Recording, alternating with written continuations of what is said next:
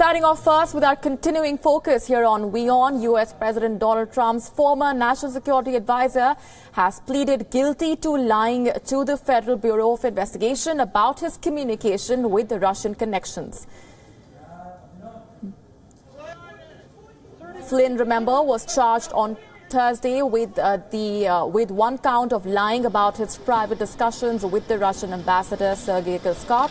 Flynn is ready to cooperate in the ongoing investigations into the alleged Russian links with the Donald Trump administration and the Donald Trump campaign. According to court documents, Flynn pleaded guilty to the charges at a court hearing in Washington. When asked if he wanted to plead guilty, the retired three-star general and former military intelligence chief said, and I'm quoting, "Yes, sir." The judge, Rudolph Contreras, responded by saying, and I'm quoting, "I accept your guilty plea. There will be no trial and there will be probably no appeal." Flynn is the first official from the White House and the fourth from the Donald Trump campaign to be charged as a part of Special Counselor Robert Mueller's probe into possible collusion between Russian officials and Donald Trump and his aides. You have been tracking the very latest. This, of course, comes in as another blow to the Donald Trump administration. Not many, though, are surprised by these developments. Harry, if my voice is going through to you. Hello there. Hi, Harry. You have been getting us the very latest all throughout. What are you picking up at this point? This, of course, comes in as yet another blow to the Donald Trump administration, but not a surprising move there. Not very surprising, no. These charges have been expected, I think, for some time, but it's a very significant stage of the Russia investigation. This is the most senior Trump campaign official, to be charged as part of Robert Mueller's investigation. Mike Flynn, of course, also served in the White House.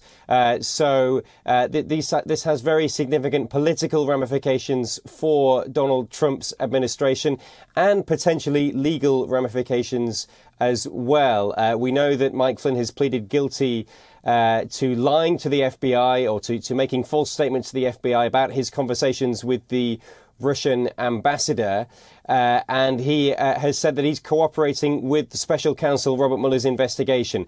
That will concern the White House. It may even concern President Donald Trump himself. What exactly is Mike Flynn choosing to share with the special counsel? The information he has, clearly the special counsel feels that that is of use to the Russia investigation, and potentially more Trump campaign officials could be implicated because of the testimony that Mike Flynn, we know now, is giving to the special counsel.